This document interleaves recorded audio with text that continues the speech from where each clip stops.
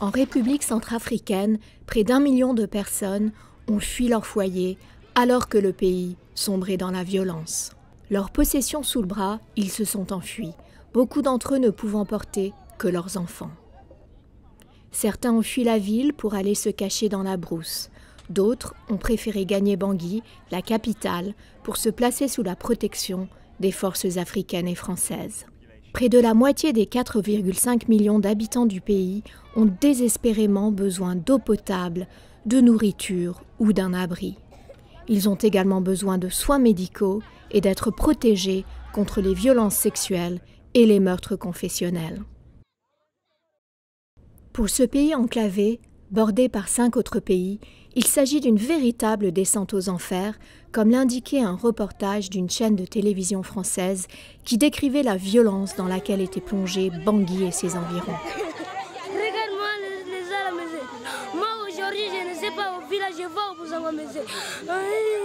Regardez le papa moi à la maison.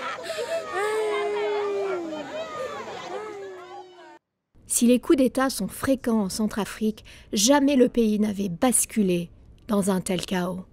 La dernière offensive des rebelles de la Séléka, alliance qui comprend des combattants venant des pays voisins, s'est soldée par le départ du président François Bozizé en mars 2013.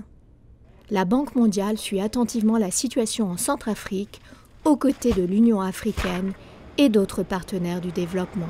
Elle restructure son portefeuille afin de débloquer des fonds destinés à rétablir les services publics de base et délivrer une aide d'urgence aux Centrafricains qui ont grand besoin de nourriture, de soins médicaux et d'abris. Le portefeuille de la Banque mondiale en République centrafricaine, provenant de l'Association internationale de développement, IDA, s'élève à environ 370 millions de dollars, dont 200 millions de fonds non déboursés. En 2014, la Banque mondiale va débloquer une aide d'urgence de 100 millions de dollars, visant à reconstruire les infrastructures, rétablir les services publics, distribuer de la nourriture, notamment dans les écoles, et envoyer du matériel et du personnel médical.